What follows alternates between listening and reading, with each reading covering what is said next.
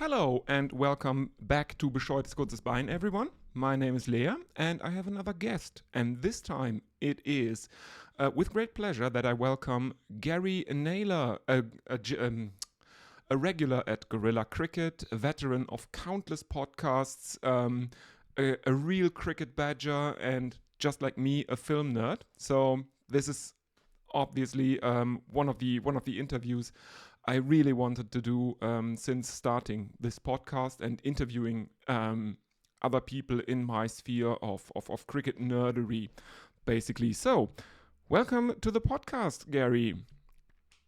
Well, I'm delighted to be here. I'm afraid I have to plead guilty to every count on that charge sheet, so you've got me down to a T. But I just want to look at bescheuertes Kurzbein. I Yes. know short leg is the last of that typically long compound German Yeah. noun, but what's? I thought it was bazooka, but it's not bazooka. It's not visitor. No. It's something else. It's a bit of an in joke. It is a Ah, silly short leg. Um, ah, it is a very it is a good. very technically correct translation of silly short leg, but only if you translate each word on its own without context. Yes. I only know German silly as being doof. Is that right? Uh, Doof. That a different kind of silly. yeah, that's it. Yeah, that's a bit more. That's a bit more in the sense of dumb. Yeah. So yeah, and I mean, silly can be translated as a lot of things in German, depending on the context, and that's basically the joke. You are disregarding any context in that translation. You take every word as it's on its own, translated into German in the most inappropriate way, basically. Um, it was an idea that Thilo, a friend of um, Adam Collins, who I was planning on starting this podcast with, but time and distance didn't make that possible. And we were thinking about what to call it, and the first thing we went to was something like, "Yeah, let's take a fielding position translated into German badly, and make that the name." So Very good. yes, so yeah, I think most people that listen to this podcast know you or know of you. Or, well, because there's a big overlap between Gorilla Cricket listeners and this podcast, obviously. But um, I think it's also a good way to introduce people from my cricket circle that are not in traditional media to the German listeners of my podcast. Um, to expose them to some different viewpoints and stuff like that. Um, because obviously most people in Germany that are interested in cricket, most of them speak English. So um, yeah, tell us a bit about how you got involved with all this guerrilla cricket stuff with the podcasts. We will talk about them later, obviously, because I think there's something very very interesting about one of your podcasts that you did. Yeah, so tell us a bit about yourself. Okay. Well, the short answer as to how I got involved is, as with most things, I was asked to do a lot of the stuff, but not all of the stuff. If we go back to the early days, I go back to I think around 2009 Mm, and the days of Test Match Sofa, which was the precursor of guerrilla cricket. And I'd read a piece in The Guardian done by Barney Ronay about this um, new kind of startup, new way to mm, deal with radio commentary of cricket. And I'd never been a big fan of Test Match Special on the mm, BBC. And I was unusual in this, in that most of the time at Test Match Sofa were fans of mm. Test Match Special, and of course, its founding father, Dan Yes. Norcross, has gone on to be a Test Match Special regular. But I was certainly looking for something different. That whole kind of public school, upper Mm, six remove, um, set of attitudes and sense of humour didn't really fit with me. Not all of it, of course. If you listen to a whole day of Test Match Yeah. Special, the same way as if you listen to a whole day of Gorilla, you'll find as many things to like as you find to dislike. But I was just excited by this, and when I found out that it was all being done from 10 minutes walk away from me in South Mm. London, I thought, well, why don't I try and get involved here? And so I think I sent an email to Jared, whom I think I may have known beforehand. I'm not Mm. sure. Maybe I did. Jared Kimber. Mm. Um, Friend it's of all the a little show. blurry. But anyway, the upshot of it was that Daniel asked me to nip out on a Sunday night for a drink in a Tooting pub to talk to me about what it was like and what would be involved. And uh, Sophia was there as well, I recall. And then they said, well, can you come in next week at 5 a.m. for the Bangladesh England test match? So I said, okay.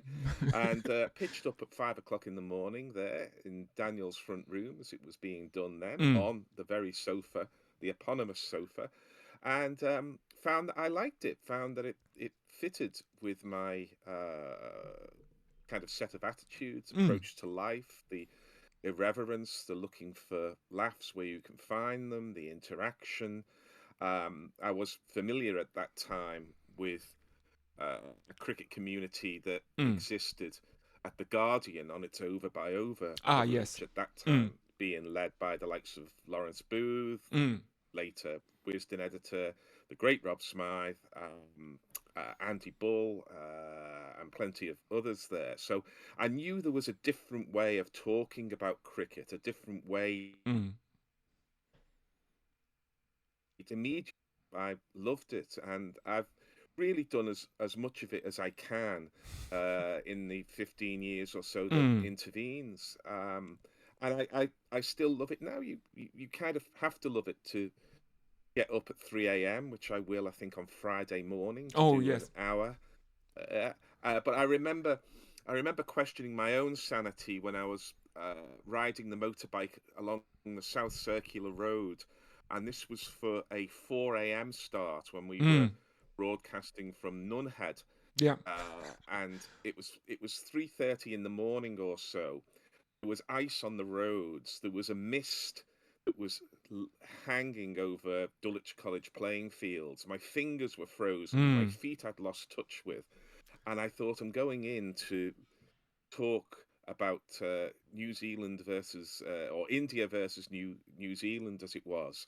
Oh. And as soon as I opened the door, I saw a friendly face. I got myself a hot cup of coffee, and I didn't want to be anywhere else in the world Yeah. except maybe Chennai or wherever it was that the match was being played.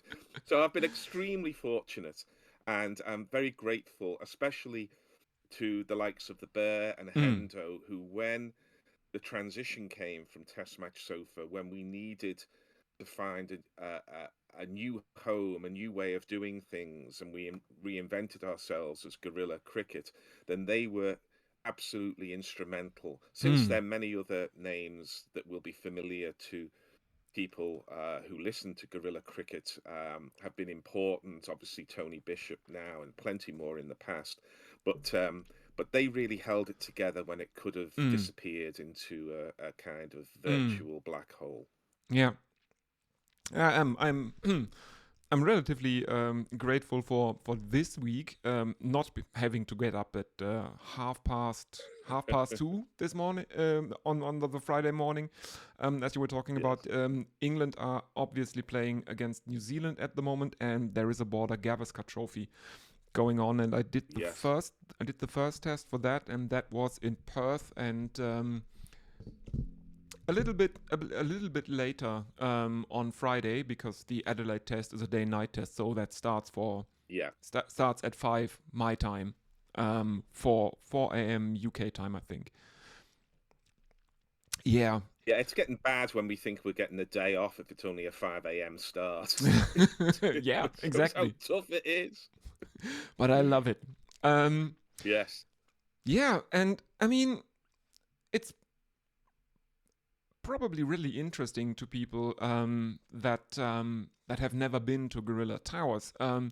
how does it actually work on a day like that? How many people are in? Are most of the people in for the whole day? If you are allowed to talk a bit about how the sausage is made, so to speak. Indeed, indeed. Well, it's always best not to look at that, as I'm Yeah. sure you know. Um, Yeah, I'm a big West Wing fan, so I know that ah, Leo McGarry likes to tell that.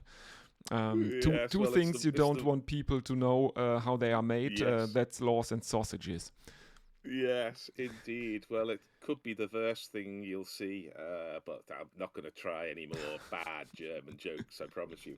Um, well, it used to be that everything was done from inside Mm, the studio, but the necessity come opportunity of the COVID means that we now do a kind of hybrid mm, approach where we have many people who are commentating, zooming in, as indeed I will be for this series, because mm. I only want to do an hour overnight because I just, with the other things going on in one's life, one can't entirely turn one's clock around and become too jet lagged. Um, but whenever I can, I much prefer to go into Gorilla Mm. Towers. And, Tony Bishop literally comes past my front door as he's driving in. So I can pick up a very convenient. Um, so you kind of get there. And if you're there for the whole day, or soon afterwards, and you go into the green room, come kitchen, Mm. while Tony or the bear are pressing buttons, setting things up. You make yourself a cup of coffee. You eye the rotor again just to make sure you're not in the first group of three who are Mm. opening the show, which always makes it more relaxing if you're not. Mm-hmm. And then you start to watch the cricket. I don't do much homework. Tony Bishop does. Tony's Yes. always got extensive notes, and I sometimes sneak a look across to them. Hendo comes in with a written kind of preamble. I don't do that either. I have opened the show Mm. sometimes, not very often, but I much prefer to do things off the cuff. Some of this is because I was 20 years as a university lecturer, albeit not teaching that much, but I kind of know how to sort of get things started in Mm. a room of 250. So, I can draw upon that. And sometimes, actually, this is probably true of most of Gorilla. Sometimes it's the false starts and the missteps that cause the hilarity or the interest. So it's important not to be too prepared. A bit like one's jokes as a commentator, and we all know this from football, where a prepared line slides into the narrative, and it's a bit like sort of missing a step Mm. walking downstairs. But each person has their own way of doing it, and then we kind of watch the cricket, and we sometimes talk about the cricket, we sometimes talk about other things, but essentially what goes on in the green room is pretty much what you hear on the mics as well. Mm. We aren't really much different. Obviously, we talk more about the cricket when we're doing ball by Mm. ball and even summarising, but it's significantly more so. I think we're mates. We get on. We have Mm. common interests. Sometimes there's a bit of tension because I remember Hendo and I having a bit of an argument about whether something was the ball was turning or straightening. But Mm. these are the sort of things that can happen at 5 o'clock in the Yeah. morning, and it's the sort of Exactly. things that can happen amongst friends. And when the kind of tiny differences that groups always sort of have a little bit of falling out over, and then we drink a cup of coffee and then decide whether Harry Brook is a more has more potential as a top order bat than anyone else in the world at the moment, and all's well with the world. But we're all strong personalities. We all like the sound of our own voices, and having spent, to say, most of my working career in universities, I well know the effect of spending time with people who enjoy the sound of their own voices. So it all kind of fits for me. Mm. Um, we we we it's a bit rough and ready, you know. We're not sitting there in a green room drinking champagne out of flutes or anything like that. There may be a beer or two, less than there used to be, I think, Mm. for sure, because people are driving, Yeah. and we're all probably a bit older than we were certainly 10 years or so ago. So it's not like sort of National Lampoon's Animal House, and there were times when it could get a little bit like that, and a great fun it was, you know. But it's a good place Mm. to spend time, and I always find a little skip in my step when I'm going into Gorilla Towers, because I'm going to be meeting mates. I'm going Mm. to be talking to friends out there on Twitter, YouTube, and the various other social media channels, and I get to watch cricket. So, Yeah. you know, three cherries on the fruit machine. What else can I ask for? Yeah. Basically, yeah. And but I mean, I think this is the unique thing that Gorilla Cricket has. It's not all that polished, and there are some gaps in there. Um, but that creates memorable moments, I think, for the listener, because people will remember if someone slips up, or if there is a bit of a discussion about if this is the worst collapse ever witnessed on screen or stuff like that. Yeah. Um, and Or indeed on the mic. yes, exactly. Yes, exactly. And it it humanizes the product, I think, or, Yeah. or the end result. It's not a corporate product like some stuff like TMS, Test Match Special.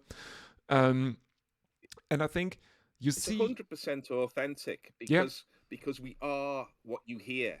There's no side to any of us. We are exactly the same off the mic as we are on the mic. We have the same points at which we meet and the same points at which we diverge, and we have the same compromises that we make in order to rub along together on the mic as we do off the mic. So I think that's really important in an mm, age where, you know, there's even teenage athletes and sports people will be expected to do media training. mm, If any of us have had media training, it's only as a byproduct of other things, but we certainly leave that at the door because mm, we are who we are. And if our listeners buy us, that's great. If they don't buy us, well, that's also great because, you know, they've made a decision. mm. Anything other than difference has to be a success. Yeah, and I mean, Hendo was interviewed for that Norcross podcast about radio commentary in cricket. There is Yeah, one episode called The Disruptors, and it's Hendo, it's Kimber, it's Adam Collins, and Jeff Lemon, talking about yeah, alternative commentary. And I think it's really really interesting to see nowadays that Jared Kimber and Talksport 2 are taking a page out of your playbook, of the alternative playbook, doing commentary remotely. They are watching the game in London, I think. They're not. I think it's a mixed economy. Yeah. It's a mixed economy for them. I think they have some people who are at the grounds and some people who are in a studio, and the BBC have done that, I think, at times as well, but I don't think they do it anymore. But But some of that is dictated by costs, but some of yes. it is also dictated by it's easier to bring people in. It's less of a kind of hierarchical top down.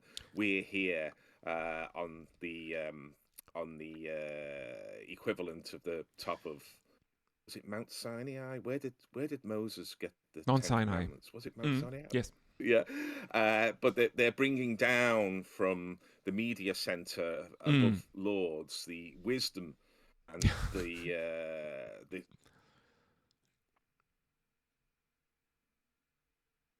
there's a is a approach to report the cricket Mm. to dealing with the cricket, and I think that's probably something that we were quite early into, Mm. whereas the so-called mainstream broadcasters, those who pay for the rights and Yeah. are at the grounds, because that's what they're paying for, the access, they're now mixing a bit of their economy to get a little more of the horizontal Mm. into their vertical approach. And again, I make no judgments on this. There are No, benefits and there are drawbacks to both approaches. And the listener is there; they can take their pick of a mixed economy. exactly. But one of the points is, I think the style is markedly different from Test Match Special. I mean the Talksport 2 style. And Yeah, because Jared Kimber is involved, who was also in Test Match Sofa, um, I think this is really a good Test Match Sofa and Guerrilla Cricket are really at the forefront of a change in culture for radio commentary. The Australians on SEN are also much more lively than TMS. So I think it has to be a good thing, right? Competition is always a good thing. What in German we would say Konkurrenz belebt das Geschäft. Competition enlivens business. yeah. I think it's variety as well. I Yeah. Competition does have an element of ordering about it, of sifting, Mm. where I feel it's Okay. much. It's a part of it, but I Mm. would prefer to consider it as variety, and I hope that listeners, as I do when I'm listening to cricket on the radio, will sometimes listen to Gorilla, Mm. sometimes go across to Talksport, sometimes TMS, and you get that multiplicity of voices. And this is something that I don't think has been worked out within the media environment as a whole, with regard to politics, with regard to another area of my life which is very rapidly changing, which is theatre reviewing, Mm. as to how do we accommodate this multiplicity of voices. On the one hand, there are the old stagers, the Jonathan Agnews in cricket, the Michael Mm. Billingtons in theatre reviewing, that have held positions for some time in institutions, and they have the gravitas and they have the perspective that comes from that. Mm. At the other end of the scale, in theatre reviewing, we have the influencers. These are the people who are sometimes being Mm. compensated in order to publicity, Oh yes. Mm. that concern us because they don't have the impartiality and the distance that any of the reviewers, whether Mm. relatively new incoming in new media or long established in old Mm. media, have. In cricket, I don't think we've got that, or indeed in sport we do, because I think we have these cheerleading channels in football that are affiliated to Ah, okay. certain clubs or maybe to certain brands. But I don't think we've got that in cricket. I think we have in cricket the kind of that end of the scale of the multiplicity of voices. I don't think we have the kind of influencer end of that scale. We have a we have an established, if you like, or sometimes called a legacy media, Mm. Mm. which has its perspective, and then we have newer forms of media. Obviously, we're using one now, which even 10 years ago would probably not be possible, and so the two voices you're Mm. hearing now would not have this platform 10 years ago. They may have a platform in a coffee in the morning or a pint of beer at Yeah. night, but they didn't have the platform to reach these audiences and then to interact with them. And that's new, and I think it's not fully worked out yet. But it's certainly exciting and different, and has, I think, put a much needed perspective into the coverage of arts, entertainment, sport. I'll just finish on a point which says I think there's still some way to go, because the the way that this stuff is organized, it does tend, and both of us are an example here, it does tend to reward existing networks. It Hmm. does tend to reward those who know how to do this stuff, who have a certain way of speaking, a certain facility with technology. And I think what we need to do, those of us who are sort of slightly discombobulated by 20-year-old theatre reviewers Hmm. reaching 500,000 followers on Instagram by saying, "This is the greatest show ever. I can't believe how incredible the incredible show is," Yeah. that we have to acknowledge that that is a perfectly valid point of view as long as everything is declared. Now, Hmm. how we do it with where the voices, and you've named some of them there, perhaps the youngest of those voices is probably around the 40 mark. Yeah. How we bring in the 20-year-olds, which is beginning to come through in Guerrilla, particularly over the last few months, I think Exactly. that is a challenge. And I think that the next generation need to be nurtured and properly. Hmm. Some of us can do this only because we have what used to be called in Victorian times private incomes, what's now a lump sum pension. So we do need to open these doors, and we do need the astringent to blow of wind to blow through and make sure that that these halls, which can become very dusty and cobwebby quite quickly in media, Hmm. have that blast of wind to sweep that away and bring in the new. Yeah, and that I mean that's exactly what I find very very interesting about German cricket fans, because cricket in Germany, it has a history. It's been played in the country since the middle of the 19th century, um, but it has never been mainstream. So much can be said. Um, and it's really really interesting how people in Germany got into cricket. I have a listener. He's basically a super fan. He got into cricket because of a video game sale. Mm. On Steam, they had a sale, and cricket, I think cricket 23 from this Australian developer was around €1.50, stuff like that. And he said, that's not a lot of money. Let's see what all the fuss is about. And he got into cricket via a video game. And a few months ago, his sister gave him his first Wisden for his birthday. The Wisden of the year in which he started to follow cricket. Very good. So that's really interesting to me, and it's been a privilege basically to be part of that, because I'm, as far as I know, the only YouTube channel that talks about cricket in German. And I think it's good to do it. Well, Um, it is. There's probably kind of three factors driving this. Um, First of all, I'm not absolutely certain, but I'm not sure that Germany has many kind of what you might call bat and ball games. Of course, there's tennis and there's handball, mm, but I'm not sure. Oh, hockey, yeah, yeah, I'm yeah, we're probably sort pretty of good at arguing hockey. Yeah. against myself here. Here, Mm, but we have within the British Isles, we have like hurling in Ireland, mm. probably lacrosse these days in Germany, but whether that's That's a been factors that are driving it.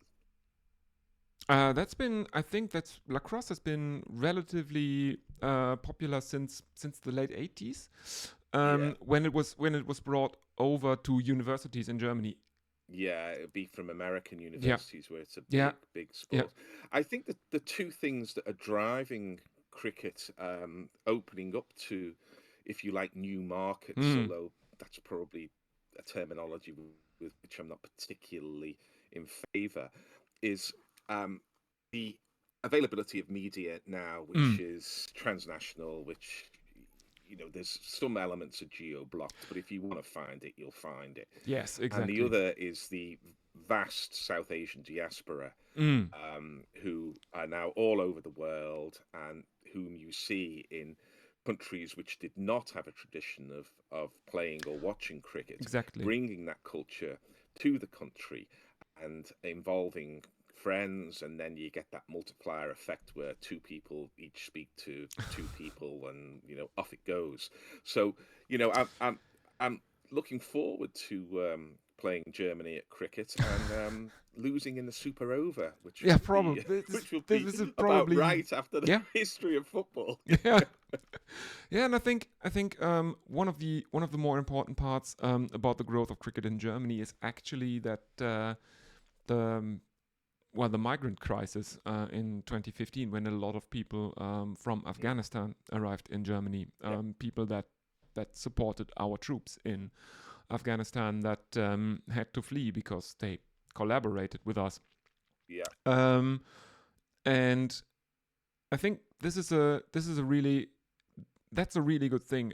A lot of South Asian and Afghan heritage people play for the German national team, and I yes, think it's a really good tool of integration because these people can feel at home here now. They are playing for Germany. This is their home now, and I think that's a powerful symbol because I think integration is not a one-way street. Um, of course, you are expected to take on some of the characteristics that the local population has, but you can also bring your stuff with you, and that becomes German. Then it's like a döner, yeah. um, the very German But, sandwich that was invented by Turkish immigrants and is now the number one street food in Germany.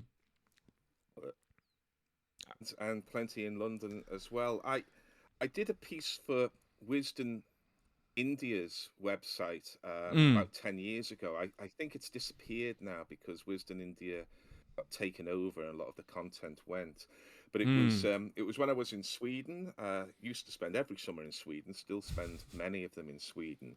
And I'm not sure how I think it was an article in the local newspaper. Anyway, I went across to the next town from ours, which is mm, Sunne, and the school caretaker there um, had set up a cricket team.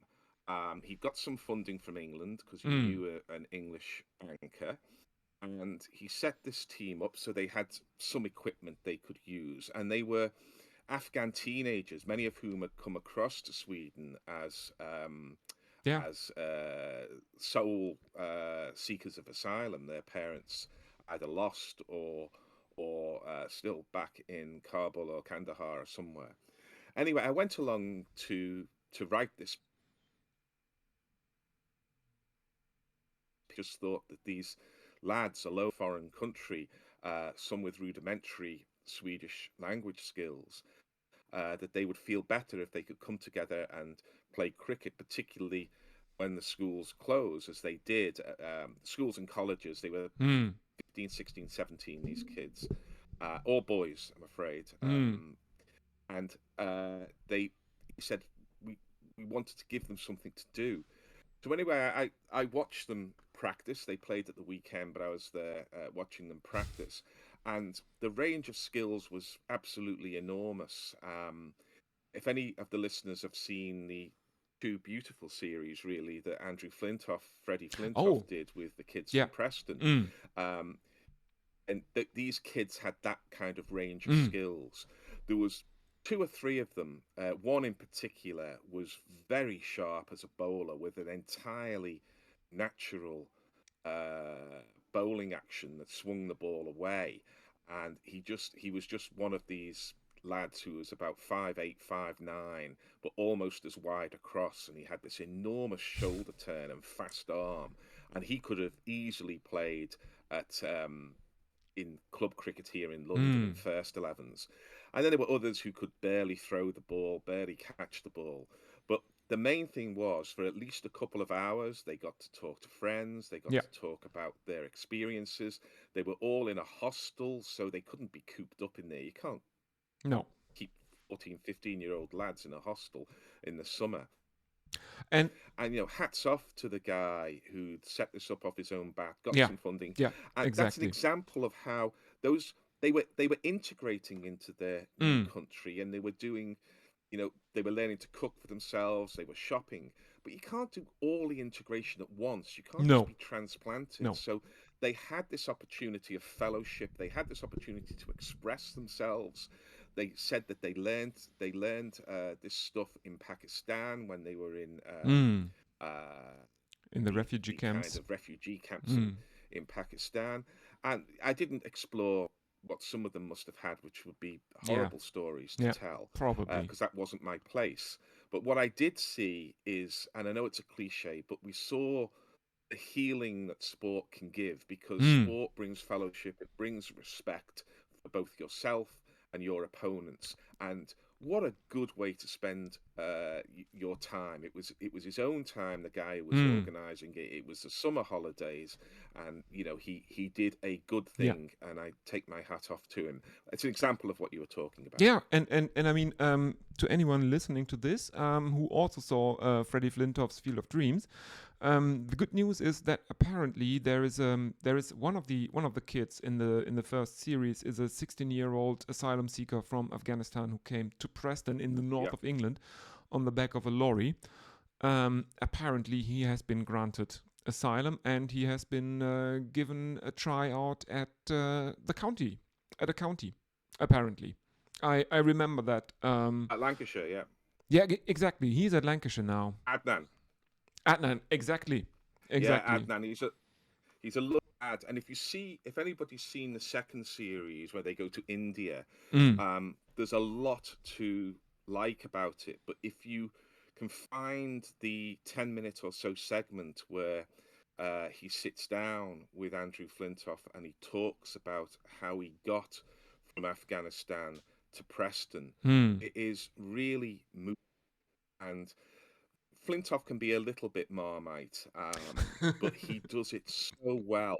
And a bit like Ben Stokes, when he turns that empathy tap on, it mm, really gushes. mm, And you really feel how the lad Adnan is both comfortable and respects Flintoff, and how Flintoff is comfortable and respects him.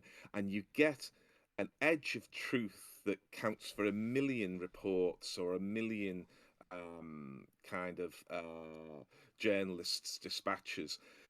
They're important too, and there's some very brave journalists who've paid with their lives, never mind anything else, reporting for these places. But nothing can beat that look in their mm, eyes when they meet and they each see what each other have been through. It's just fantastic. It's a glorious 10 minutes of television, mm. and the lad is, props to the lad, as the young people say. What a man to be able to do that. Yeah. Um. Yeah, and I think this is well in Germany we have one former German player who actually played one-day internationals, and he is also a refugee from Afghanistan. Izatullah Davlatsai, German hero. Um, Yeah. yeah, and I think that has been heartening to see that this can really this really can help integrate, because otherwise, up until that point, I think cricket had been on German television two times in my lifetime. The first time was when Imran Khan was elected Prime Minister of Pakistan. He made the evening news with that one. And yes, German television made the same gaffe that the BBC did. Who bought the package from the Associated Press or from Reuters or something like that. And in the video segment, they didn't have any footage of Imran Khan. They had, for some reason, Wasim Akram and Waka Yunus. Because apparently the person working at Reuters didn't really know any cricketers, and it's okay, it's two Pakistanis and they're playing a game I don't understand. It will be good enough. Yeah. And the other one, the second one was when Sandpaper Gate happened. Oh, yes. Yeah, and it's now bound to make the news again, at the latest for Los Angeles 2028, I think. So yeah, there's been growth in Germany, and I think it's really helped by the ubiquity of streaming nowadays. The Yeah. European Cricket League is streaming all their matches on YouTube, so it's accessible for people. It's not like back in the old days when you had to basically have a satellite dish somewhere in your backyard, tuned to an English satellite or something like that.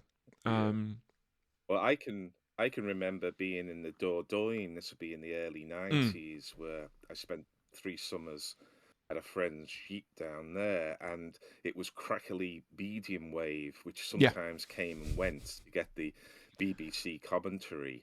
And even though cricket was played, I've played cricket in Périgueux, for example, because there's a big expat Mm, English community. So I played a couple of matches in the heat of the south of France, but you often had to wait 2 days before visiting a town and go into the Carrefour and picking up a 2-day-old copy of Guardian International to find the scores out. mm, That seems relatively recent to me, but it shows how much the media environment has changed yeah. from waiting 2 days to get the scorecard to more or less just watching it instantaneously. Mm, yeah. And I mean, yeah, that's also a very very big thing for me because I really got into cricket. The first time I had access to all the British newspapers at Yeah, university. Um, that was I started university in 2003, so 2005 was a really really big thing for me. The Ashes. ideal. Yeah. Mm, yeah. So, and I think today it's a lot easier, and I think I really like the democratization of coverage as well, because it it ends this exclusivity. It's not the public school boys anymore who are the only ones allowed to talk about it. Everyone else is talking about it, and I think that's really important. You need a multitude Yes, I of think it voices. is. Yeah, it's not really the same point, but I am a little discombobulated sometimes that the all I think all T20s are treated as T20 internationals. And this is not a complaint about, sort of protection of statistics Yeah. or something, but sometimes when I tune in, it's park cricketers playing in a park, and sometimes those park cricketers come up against cricketers who are easily good enough to play professional cricket. Yeah. And when you see scores of like 350 for two in 20 overs or Hmm. something, and you get ex internationals, I don't think that helps the game. I don't think it helps the countries that are coming through to have their players treated like that. But it's a difficult one to do. I also worry a little bit about the costs of having to get umpires and having to get sometimes referees. And in particular, I worry about the opportunities for biggery pokery with gambling in some of these matches. But the ICC is just too weak as a world governing body. Gideon Haigh has written extensively on how the ICC isn't really a governing body Hmm. at all. Yeah. It's a kind of loose agglomeration of different interests, and I think the challenges for the game are about the integrity, particularly with regard to gambling, and the kind of whether how to find a playing field that works. And I know there are divisions of these teams, and I know they've got to be given the chance to get better. But sometimes when you look at matches and there are 34 wides bowled in 20 overs, you're thinking, you know, there must Yeah. be a better way to be able to bring these players forward, to give them the skills necessary to play cricket at a reasonable level, particularly if there's no heritage in playing cricket in these countries, because cricket is a difficult game. You Yes. can't pick up a bat and immediately hit the No. ball. You can't pick up a ball and immediately bowl. Some people can, but Yeah. not many. Uh, Finding a ladder which satisfies those who want to be as inclusive as possible and have a ladder of opportunity based on a complete meritocracy. Hmm. So if you're good enough, you up that ladder alongside an understanding that just going to put countries off, their players, their fans off, if you don't allow them, the players, sufficient time and Hmm. sufficient opportunities away from the lens of a camera in Hmm. order to develop the skills to proceed. The history of cricket will argue otherwise. The history of cricket will show that New Zealand took 30 years to win the first test, that Bangladesh took a long time Yeah. to get started in test cricket and so on. And I understand all of that. But I do think the balance isn't quite right at the moment, where you know you're seeing and you're being invited to consider international cricket as being played by park cricketers in parks, and sometimes when that butts up against the pros, then it really gets ugly. I don't think it helps anybody. But I haven't got an answer, so I'm being a little unfair. What I do want to Hmm. see is cricket played in as many places as possible, and for cricket Yes. cultures to embed themselves in countries like your own with no particular heritage of cricket, because even well, I was going to say even though cricket culture has got some fairly dark corners, and those dark Yeah. corners Oh being yes. very recent as well as in the Hmm. past, um, it's because it's like life. Cricket is like life. Yes. It has its ups and downs. It demands attention. It rewards perseverance. It's unfair. It's cruel. It's like watching Shakespeare at times, because sometimes you look Yeah. out there and you don't like what you see, Hmm. and you don't like the way it's reflecting humankind back at itself. But be denied that it's true and that these things happen. And so you can enrich your life through what cricket can give a tenth of what it's given me, then in the long run, you're okay. But that is not to Hmm. say that everything will always be rosy in the garden. And in fact, it's probably a good thing that it isn't, because cricket is not a Disney movie Yeah. where the frog becomes a prince and they kiss at the end and all's well that ends well. It's like life. It can be nasty, brutish, and short at times, but it can Like also David be Warner. glorious. Very, No. very But good. yeah. Yes, But very one good. thing. But I'll one let you. thing. I'll let you take the emails back on that one. No. So, Oh. Oh. sorry, go on. What was it? What was his brother's Twitter handle? At WarnDog 68 or 78, something like that. We do know one of the Twitter handles his brother used. Um. Uh, Yeah. Yeah. Courtesy of shout out to Alex Bowden and Dan Liebke who found that out. No, but Very one good. thing I would want to add is, yes, I understand that giving every T20 full T20 international status leads to some very, very strange results and some very strange scorecards with, I don't know, yeah, not Iceland, but Romania getting demolished by someone like Jersey or stuff like that. And that is now an Yeah. international scorecard. But I think the idea behind it was that you need to motivate the players from the smaller nations, giving them at least on paper some recognition. This is now a T20 international, even though you don't have full I member think some of it. status.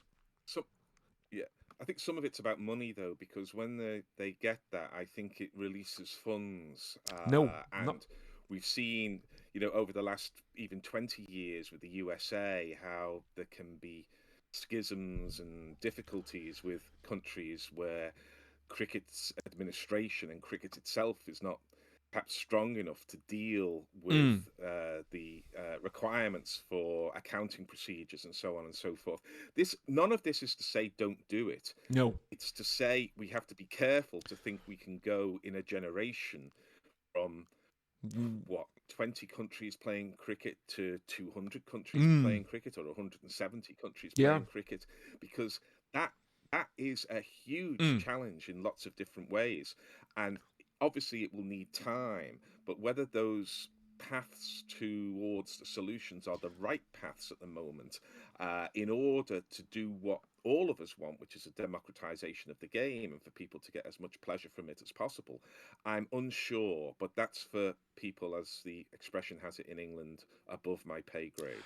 Yeah, and I think the problem is that a lot of countries have rules and regulations that are very similar to the German ones. And in Germany, you can only get state funding for a sport if that sport is represented in the Olympics. So therefore, I think that the move by the ICC to include cricket in the 2028 Olympics in Los Angeles is very, very important for a lot of associate nations, because suddenly the sport is Olympic, and that means that the boards can now apply for funding from the state. At least in Do Germany, you that's the think case. do you think the governance is strong enough to deal with that? That would be my question. And I don't know the answer. It may well be. It may well be that if we apply that test to all sports in all countries, we'll find that governance is weak. But I do think the arrival of Saudi Arabia as a Oh major player no. in football and in other Yeah, sports, and I in think cricket that now. presents a challenge to governance. Yeah, and cricket too, boxing. I think that presents a challenge to governance. Mm.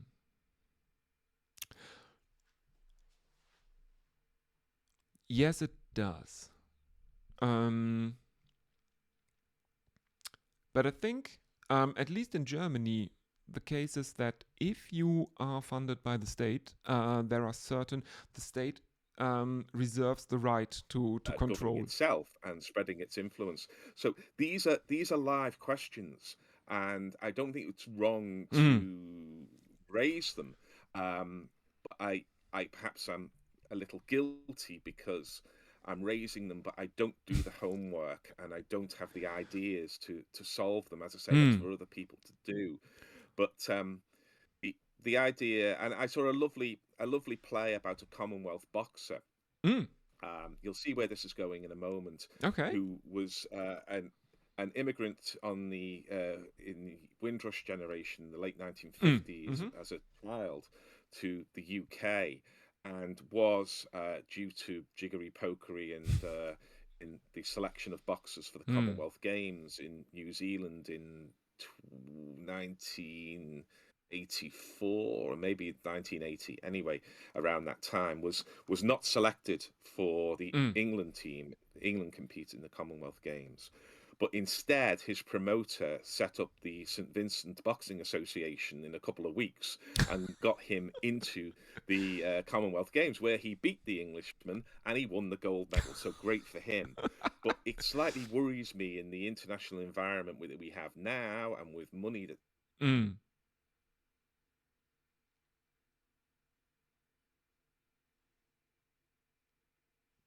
these days that are set up with as much expediency as they are. So we do have to be careful.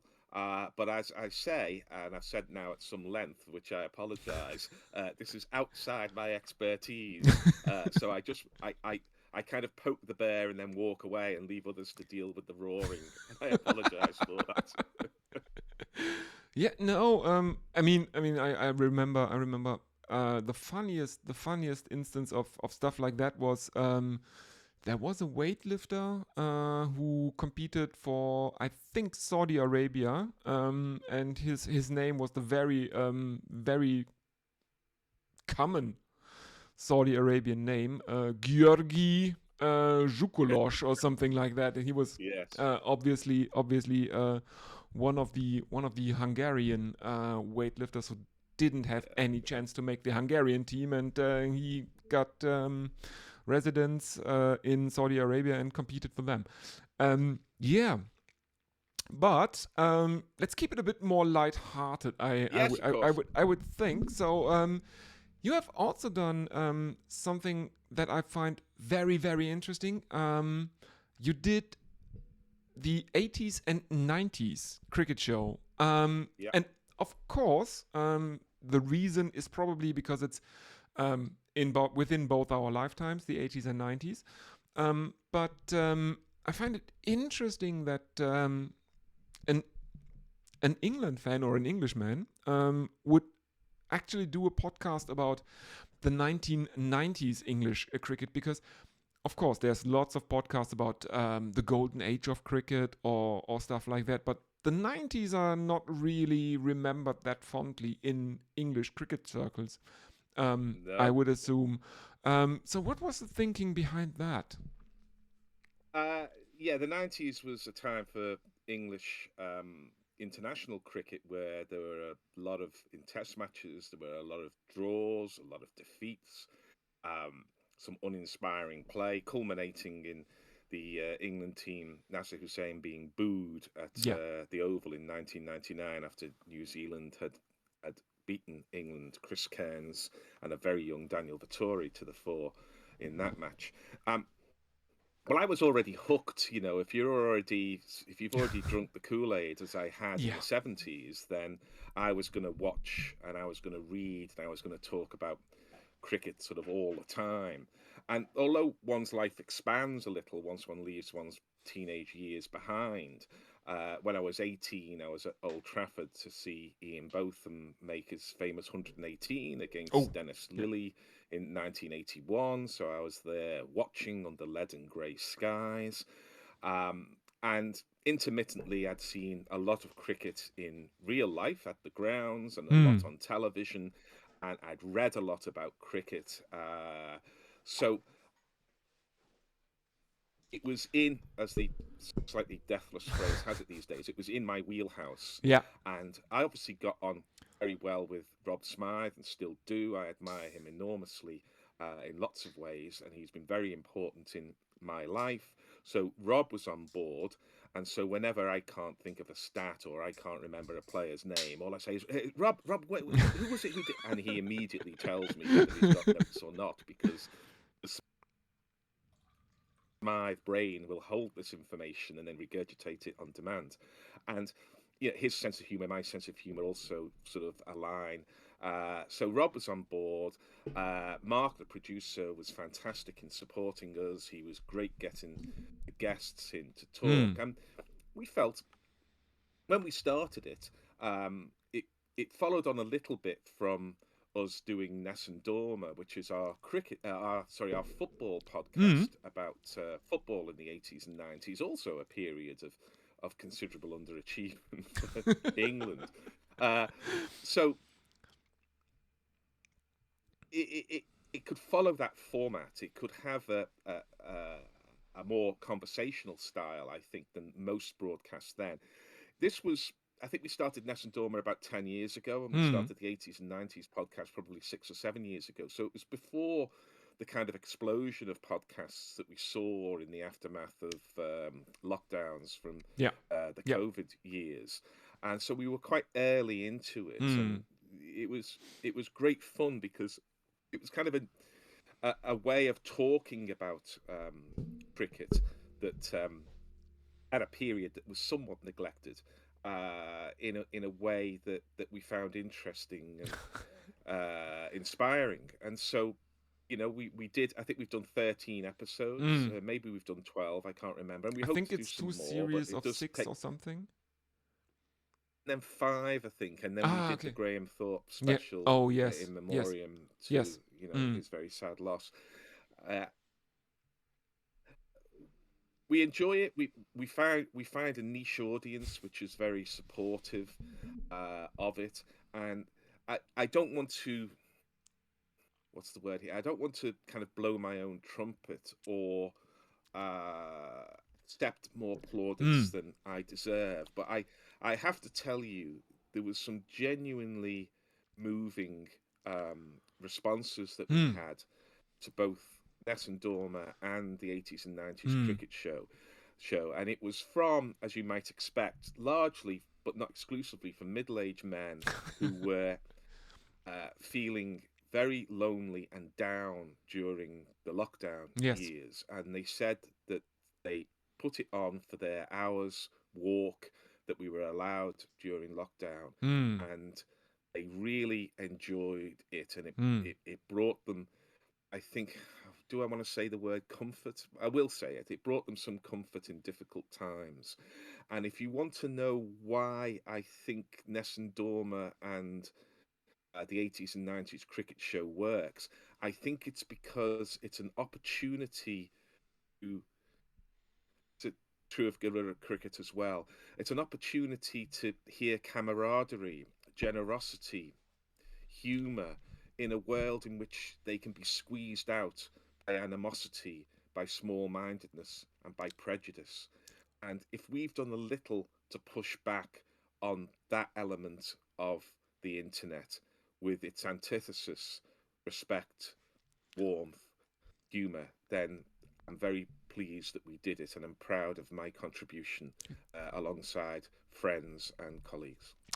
That's exactly my experience as well, and I told Andy from Reverse Web Radio the same. And if anyone listening to this, give episode 180 of Reverse Web Radio a listen, and talks about it there, and because I also started my podcast basically during lockdown or shortly thereafter.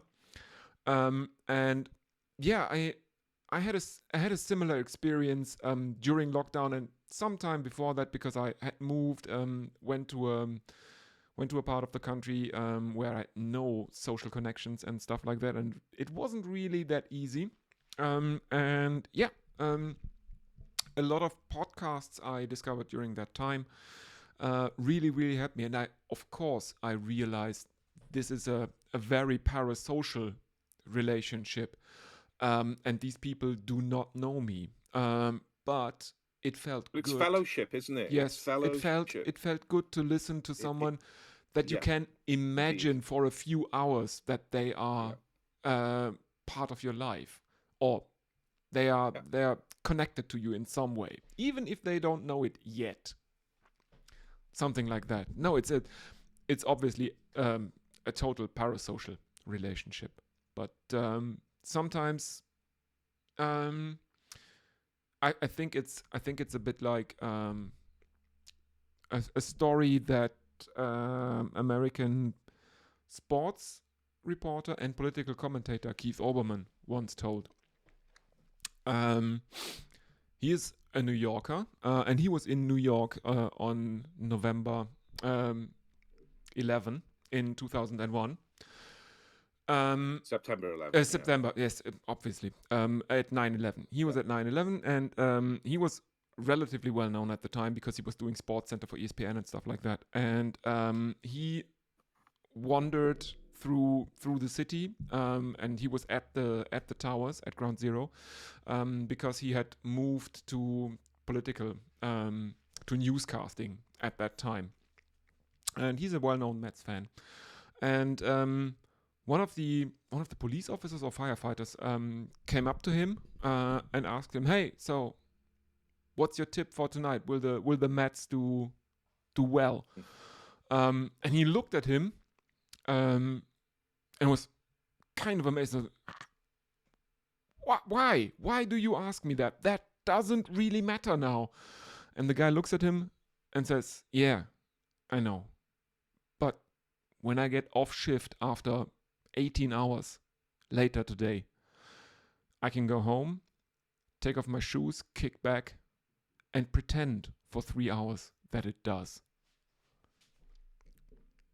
I'll give you a similar story, which was in, I've got to make sure I get the years right. I'm pretty sure it's 1989. Mm. Uh, in 1989, I was with my two brothers and my father. We were at the other semi-final while Liverpool were playing Nottingham Forest at Hillsborough, Mm. which Match ended early. There was the disaster. There are Mm. now 97 casualties and an Yeah. appalling story later as the families sought justice. Mm. Um, but we didn't know what had happened. All we had was a flash on the board saying Nottingham Forest nil, Liverpool nil, match suspended. As we left the ground, we were unusually quiet. Everton had won 1-0. We knew we were going to Wembley, but it was unusual. And then people were going to car doors and they were listening in Mm. to the radio reports coming in from car doors. And of course, pretty much every Everton fan would know Liverpool fans, and a lot of them would know people who were there at the semi final. And people were just leaning into open car doors and saying, what's happened? I remember when Kenny Leash came on the radio, and you could hear people in a street telling other people to shush, shush, Dalglish. And we then heard that there were casualties. The figures weren't known then.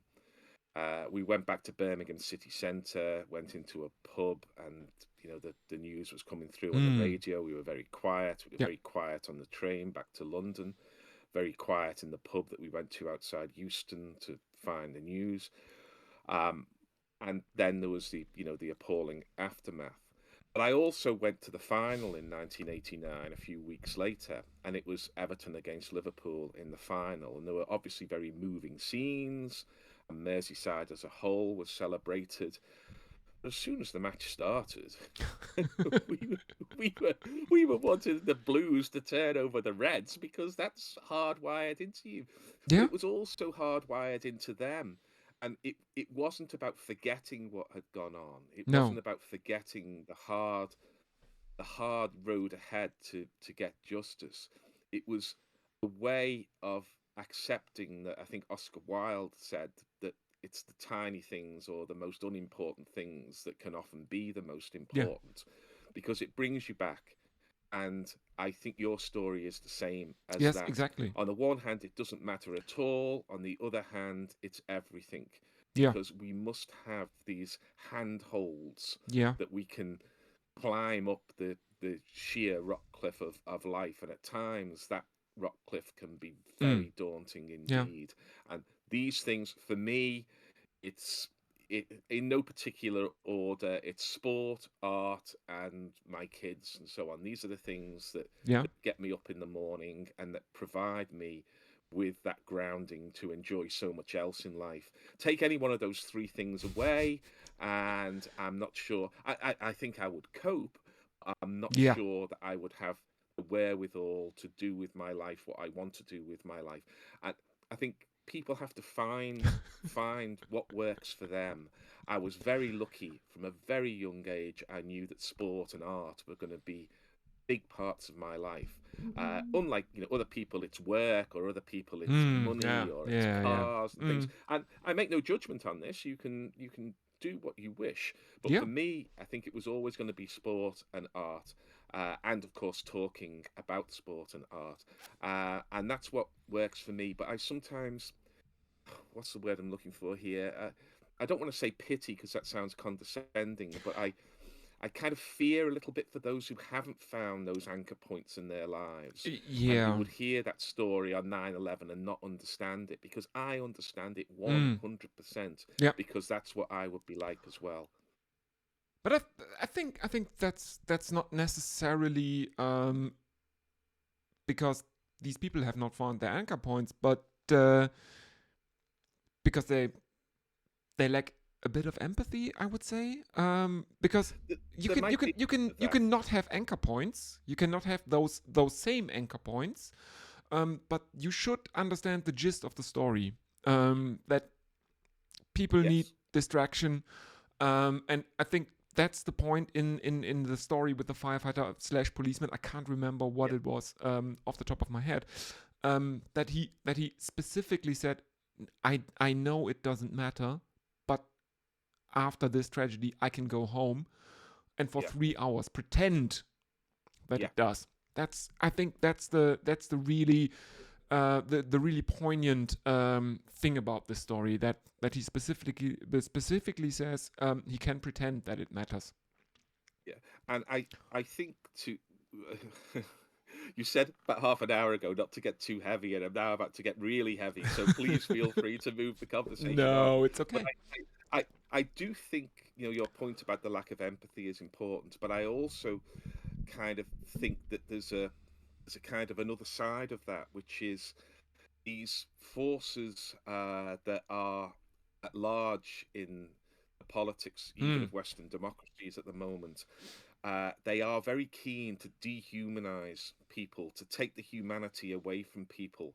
And as part of that, the kind of running down and saying, oh, none of this matters, or they're all the same, this kind of cynicism, this lack of empathy, this lack of understanding for people who perhaps do overinvest in elements which other people may Yeah. think important. It leads to things like, I was reading at the weekend of culture wars over Frozen because Yeah. because they don't like the casting in the film and all of this. Yeah. How, how can you go to teenage girls who find form of empowerment and identity in this story and start cutting the ground from under them? Surely you're a Yeah. middle-aged, educated man. Surely there's more to your life than this. But maybe they haven't found those anchor points, and maybe what they want to do in that empathy chasm is to be able to cut it away from others who have. And No, no. I worry about it because dehumanization is the worst possible thing you can do to anyone. And collective dehumanization is very dangerous indeed and should be resisted whenever you come across it. You don't have to tell me. I am German. Oh, of course, I know. Yes, absolutely. I am well aware of the history of my country. Um, Oh, it's not just your country, no, no, no, obviously. no, no, no. But There's we a have. poignancy in your accent in hearing this. I understand that, Yeah. but it's No, certainly not a jab, of no, it's course. not. No, no, no, no, no, no, no, no, no, Yeah, no, I no. know. I didn't take it as one. No, I know. So no, what I meant, to make it a bit more lighthearted again, Yes, is that there's a lot of people that cannot imagine that other people don't think like they do, and they cannot understand the actions other people take, absolutely. because they cannot imagine themselves in that situation doing what the other person does, which is kind of a kind of the point of one of the best Star Trek episodes ever filmed, in the pale moonlight. If anyone listening to this is also a fan of Star Trek, it's the one from Deep Space Nine where Garak tricks the Romulans into joining the Federation in their fight against the Dominion. In the pale moonlight, look it up. It's I, amazing.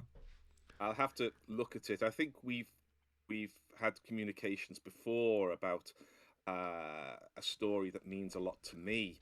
I almost treat it as a kind of quasi-religious text, because if it were a religious text, the world would look very different. Which is Philip K. Dick's short story "Human Is," which is Oh. about Mm. his kind of central concern in life, which is we are what we do. Mm. And the closing paragraph of Human Is, where Jill Herrick, who is the wife in the story, and Mm. whose journey, it's only 8 or 9 pages, Yeah. but whose journey has been considerable, looks her so-called husband in the eye and says Yeah. it doesn't matter. uh, and it's a beautiful story, which is about empathy, Mm. about understanding, and about the fact that we must take people on their own terms. We are what we do, and if we understand in ourselves that what other people see is what we Mm. do, then we might all behave a little better. And I don't want to sound like an old man shouting at clouds here, but I'm 62 next year, Mm. and I just want to leave the world now is seems to be diminishing with every day, and Yeah. it gives me genuine sadness that the world is shorter of empathy them when I started being aware of it, what, probably in the late 70s. And, you know, What it's, I don't want to shout at clouds because I'm going to if I'm not careful. one funny Go on. afterthought for that Philip K. Dick story, because he was a dude. He was very, very troubled. Let's put it that way. Us. Philip K. Yeah. Dick was very, very troubled, and he There's a very good biography about that, which yeah goes into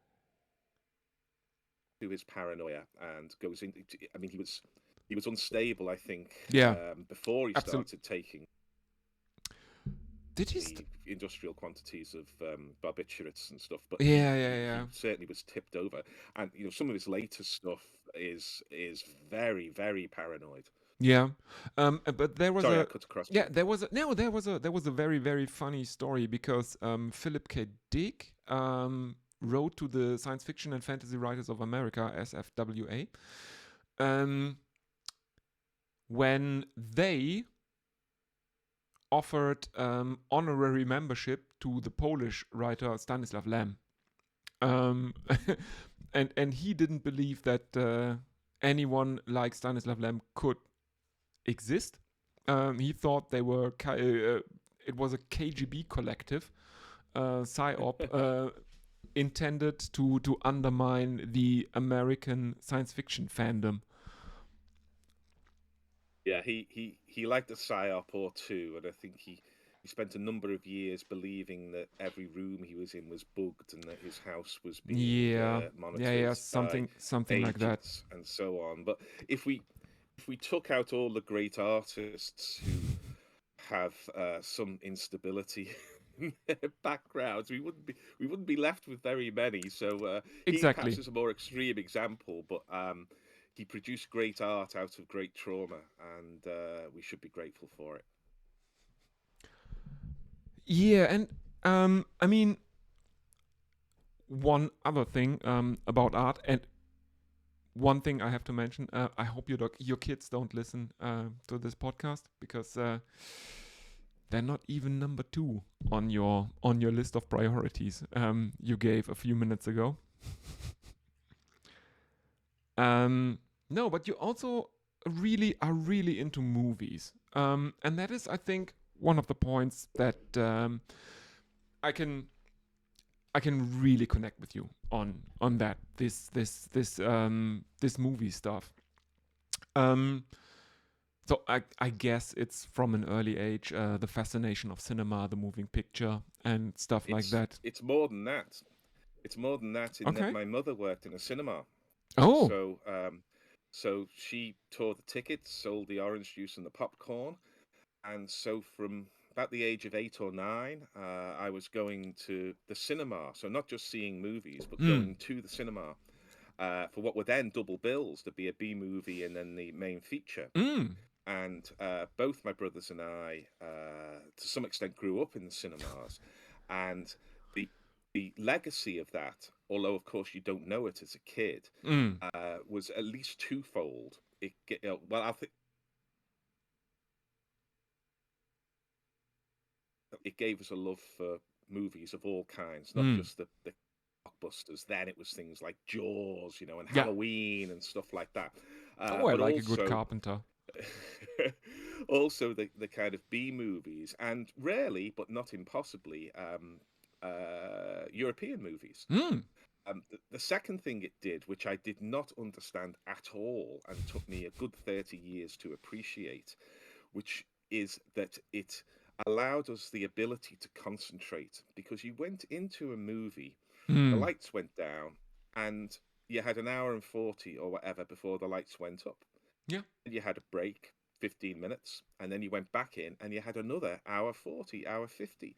And as a kind of teenager, to be required to sit still and quiet and concentrate for that length of time was such a gift, because it allows you to do so many other things, not least of which is watch a day's Test cricket in which not much happens and not be bored. So it was an enormous gift to have that. And the final thing, which again it took me some time to realize, is that watching so many movies, and I think movies are better at this even than reading novels or other forms of media, is that it gave me, I think, an appreciation of narrative. It gave me an understanding of how stories work, how narrative runs. Um, Long before I read some of the work of the structuralists like Vladimir Mm. Pop and Mm. so on, Mm-hmm. who analyze fairy Mm. tales, and Yeah. you'll know in science fiction that a lot of that is in Yeah. science fiction. There's the Exactly. quest, there's the Yes. helper, there's the amulet, and Yes. all of this. But There's I, a lot of I got Campbell that in without that. even knowing about it. It was from such a young age that I had a kind of superstructure on which I could hang other movies, obviously, and then Mm. later, last 15 years as a theatre reviewer, I can hang plays onto that, and operas and even Mm. dance, Yeah. and analyze them and evaluate them and talk about them in that way. And this is without, dealing with Chomsky, without dealing with Mm. literary theory. Mm. I've got a Mm. little bit of that, but not much. And what that allows me to do, I think, is do what a reviewer should do, which is be entertaining in their reviews of theatre, and to some extent movies as Mm. well, but also enlightening. And I've had some nice notes back sometimes from writers and directors saying Mm. they've enjoyed my review, and that I had found things in the work that perhaps they hadn't seen until I Mm. mentioned them. And again, that's not kind of blowing my own trumpet, but it's No. it's good to hear, because the role of a commentator in cricket, or a writer in cricket, Yeah. and a reviewer in theatre, is to enhance what's Exactly. already there. It's not to knock Exactly. it down. It's not to show how more clever you are than the originators, because we're parasitical. And we don't have cricket, we don't have commentators. If we don't No. have No. plays, we don't have writers. I So I I agree with it's you. it's a way of doing that. Yeah. But in German there is a kind of a classic trope in reviews, in art reviews, and it's the what we call der unterhaltende Verriss, the very very entertaining bad review, the Oh yeah. very Oh, look, look. If you want that, I used to give the students, I think it's 2002, Anthony Lane's New Yorker review of Revenge of the Sith, which is the most wonderful one-star review you'll ever read in your yeah, life. something like that. Uh, Yes.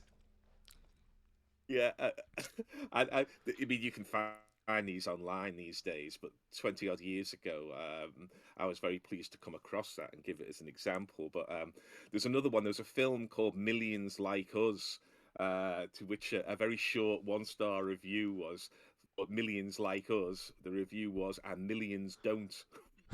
Which was, I thought, also very good. But this is a yes, this is a you have very to be this is a you have very to be this is a true to yourself and true to your audience writing a review. But even ones that are more critical, yeah. they should still be entertaining to read, and they should still be constructive and based in. Yes. And you surely know this is Spinal Tap, don't you? Oh, of course. Notable Shark piece of sandwich Spinal Tap. Yeah, and the review. yeah. And I think, is it David St. Hubbins who says they can't write that, can they? I think Marty DeBergi holds it across for him to see or something, and he nods. But it's oh yeah, I mean it's the most quotable film Yeah. ever, isn't it? Indeed. And don't get us Ah! started on that, else we'll end up going to 11. No, you see, somebody had to say it. I'm I'm with you on that. It is among the most quotable films in all of history. But my counterpoint would be, or my counter argument would be, the most quotable film in all of history has to be The Big Lebowski. Ah, my brothers say this, but I hate to say this. There's a kind of gap in my film knowledge that comes from doing a lot of parenting, Mm. and I have a gap there where I saw a lot of Japanese and Korean animation, and not much in the way of Hollywood or European movies, because I was Okay. watching them with my kids. There are some that cross over. I mean, I've seen The Iron Giant many times, and I Mm. appreciated it as often as my kids did. But The Big Lebowski is a film I haven't caught up with, along with a fair bit of the Coen brothers' output. So Oh, they are um, I, I, excellent.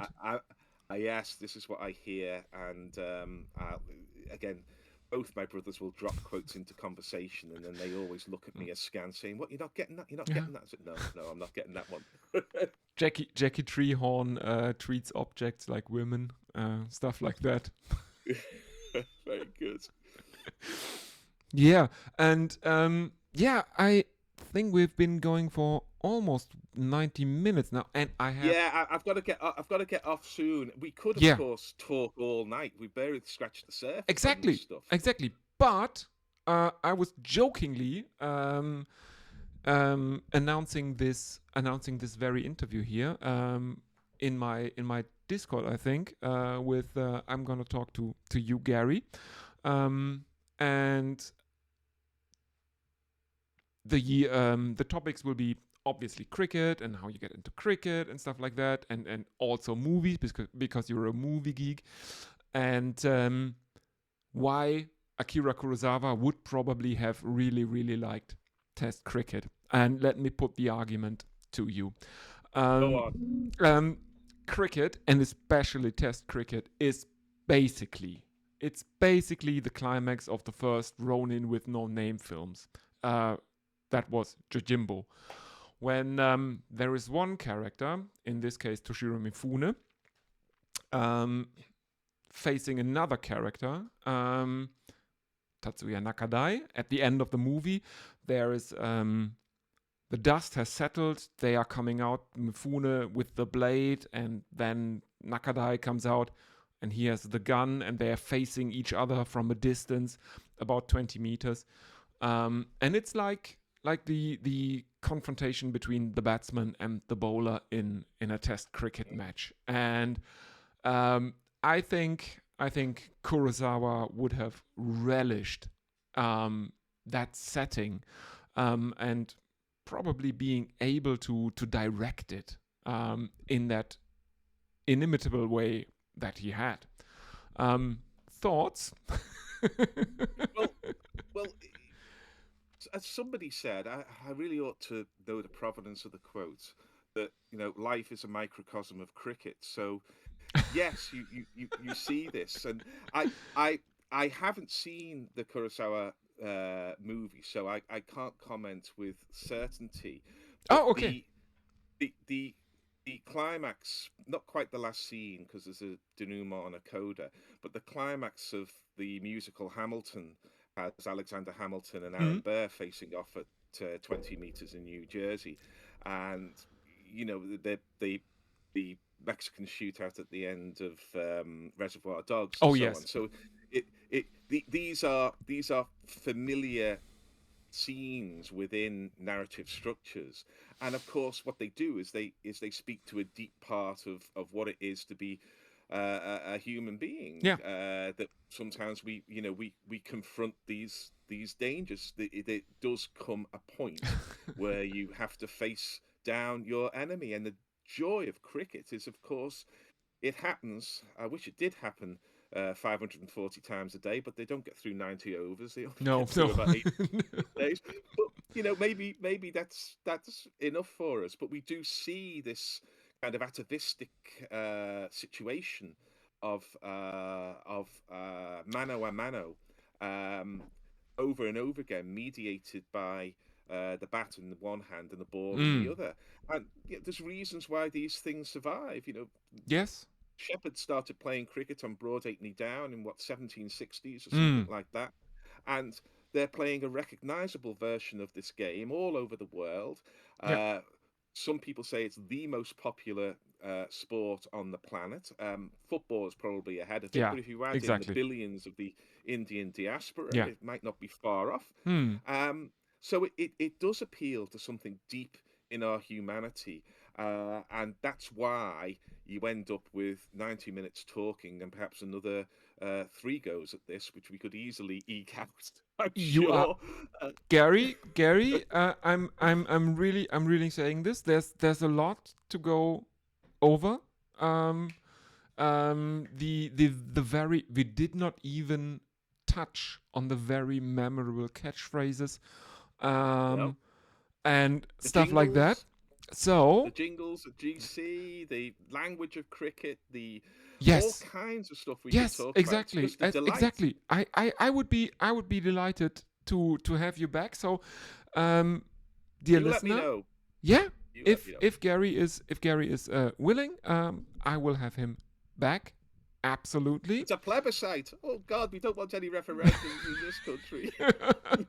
You can keep them Yeah, for your no, lead one. no, no, no. If I will if the plebiscite doesn't end up the way I would like it to end up, I will exercise my dictatorial powers over this YouTube channel and just have you on for another chat We in call in a bit of we time. call ourselves guerrillas at Guerrilla Cricket, but there's plenty of us who actually fancy ourselves as philosopher kings. So if you want to assume that mantle, I shall. What's it? Genuflect at your feet, I think is the expression. I'm not sure. Exactly. Yes. But thank you very much. Thank you very much if you've listened all the way through this. Yes. Indeed. I'm absolutely delighted to be here. I've enjoyed it very, very much indeed. And if I have the Thank chance you. of continuing this or doing something else, I would only Yes. be pleased. Absolutely. So, I will do the usual Yes. YouTube outro thing. Thank you very, very much for listening, dear listener. If you like this, leave a like down below there. The subscription is free, so you won't miss anything. There will be live streams here and there on this channel. And thank you very, very much to Gary for being my guest today. Yeah, I will link Gary's socials down in the description, so you can follow him. You can follow his 80s and 90s cricket podcast, his Nessun Dorma podcast, and of course you can find him over at Guerrilla Cricket. So, thank you everyone, and have a nice day. Bye everyone.